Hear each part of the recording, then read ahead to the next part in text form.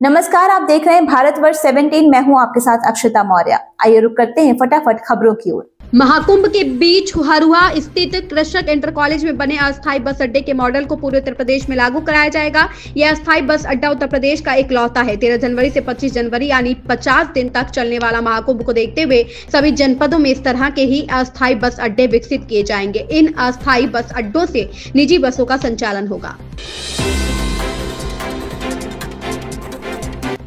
कांग्रेस नेता और नई दिल्ली विधानसभा सीट से उम्मीदवार संदीप दीक्षित ने कहा, दिल्ली के उपराज्यपाल ने जो स्पष्टीकरण दिया है वह अरविंद केजरीवाल के झूठ को बयां करता है। अगर सच में अरविंद केजरीवाल ने झुग्गी क्लस्टर के कल्याण के लिए काम किया होता तो उन्हें इस तरह झूठ बोलने की जरूरत नहीं होती। कहां गए हमारे झुग्गीवासी? कहां गया अरविंद केजरीवाल का वह तेवर जो कहता था कि अगर एक झुग्गी हटाई गई मैं इस्तीफा दे दूंगा? क्यों अरविंद केजरीवाल ने झुग्गियों के लिए धरना नहीं दिया? जब भी कभी कोई झुग्गी तोड़ने आता था तो कांग्रेस के लीडर उनके सामने खड़े हो जाते थे। बुलडोजर के आगे कांग्रेस के लीडर लेट जाया करते थे। देखो साहब, एलजी साहब ने जो क्लैरिफिकेशन दिया है ये फिर से केजरीवाल के झूठ को पकड़ता है। केजरीवाल साहब इतना क्यों गुमराह करते हैं, इतना क्यों झूठ बोलते हैं, मुझे समझ में नहीं आता। अगर सही में आपने झुग्गियों के कल्याण के लिए कोई काम किया होता तो इस तरीके के झूठ बोलने की आपको जरूरत नहीं थी। गोरखपुर प्रवास के दौरान मुख्यमंत्री योगी आदित्यनाथ ने सोमवार सुबह गोरखनाथ मंदिर के महंत दिग्विजयनाथ सभागार में आयोजित जनता दर्शन में करीब 100 लोगों से मुलाकात की। एक एक करके उनकी समस्याएं सुनी और निस्तारण के लिए आश्वस्त करते हुए उनके प्रार्थना पत्र संबंधित अधिकारियों को निर्देशित किया। आतिशी पहले मंदिर जाएंगी और फिर गुरुद्वारे में कामना के बाद नामांकन के लिए डीएम कार्यालय पहुंचेंगी। दिल्ली की मुख्यमंत्री आतिशी मारलेना कालकाजी विधानसभा सीट के लिए आज नामांकन दाखिल करेंगी। वह पहले मंदिर जाएंगी और फिर गुरुद्वारे में कामना के बाद नामांकन के लिए डीएम कार्यालय पहुंचेंगी।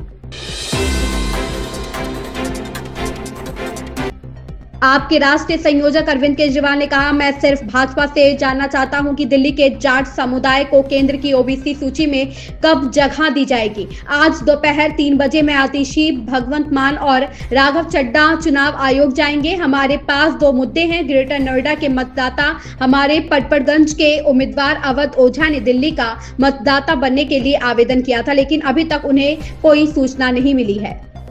भारतीय जनता पार्टी वाले मेरे को खूब गालियां देते रहते हैं। मेरे उनसे निवेदन है कि गालियां को तो देते रहो, मुझे कोई दिक्कत नहीं, आप खूब गालियां दो। बस इसका जवाब दे दो कि जाट समाज का जो दिल्ली की ओबीसी लिस्ट में है उसको केंद्र की ओबीसी लिस्ट में कब डालो। दिल्ली विधानसभा चुनाव को लेकर भारतीय जनता पार्टी ने तीसरी सूची जारी की है, जिसमें एक उम्मीदवार का नाम है। भाजपा ने मुस्तफाबाद सीट से मोहन सिंह बिष्ट को चुनाव मैदान में उतारा है। भाजपा अब तक 59 उम्मीदवारों की घोषणा कर चुकी है। इससे पहले कल यानी शनिवार रात को 29 उम्मीदवारों की अपनी दूसरी सूची जारी की थी, जिसमें पार्टी ने कपिल मिश्रा को करावल नगर से टिकट दिया है।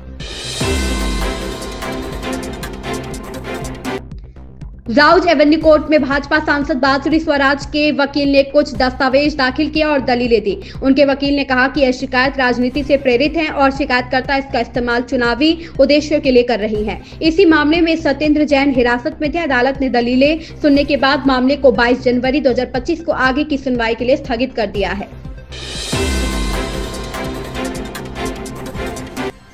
उत्तराखंड के मुख्यमंत्री पुष्कर सिंह धामी ने नगर निकाय चुनाव में चंबा से भाजपा प्रत्याशी के पक्ष में जनसभा को संबोधित करते हुए कहा, जल्द ही आप सभी की आशाओं और अपेक्षाओं के अनुरूप राज्य के अंदर हम एक सशक्त भू कानून भी लाने जा रहे हैं। एक और भाजपा की सरकार है जो राज्य को आगे बढ़ाने के लिए लगातार काम कर रही है। दूसरी तरफ कांग्रेस है जिसने हमेशा भ्रष्टाचार को बढ़ावा देने का काम किया है। अब फैसला आपका है, क्योंकि आपका प्रत्येक वोट न केवल चंबा का भविष्य तय करेगा बल्कि यह उत्तराखंड के विकास में भी सहायक बनने वाला है। बहुत जल्दी आप सबकी आशाओं और आप सबकी अपेक्षाओं के अनुरूप राज्य के अंदर हम एक सशक्त भू कानून भी लाने वाले हैं।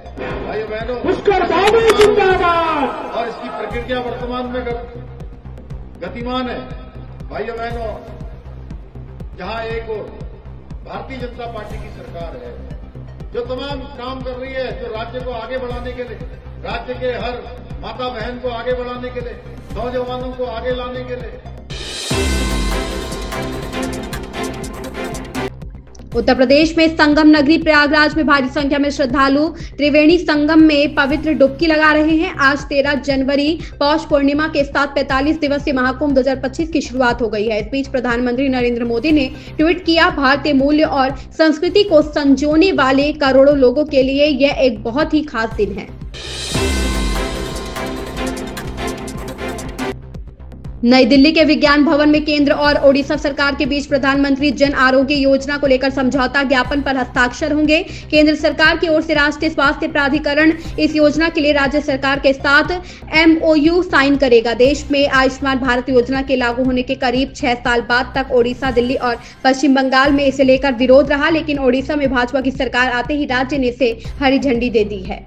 इन खबरों में बस इतना ही। बने रहिए भारतवर्ष 17 के साथ।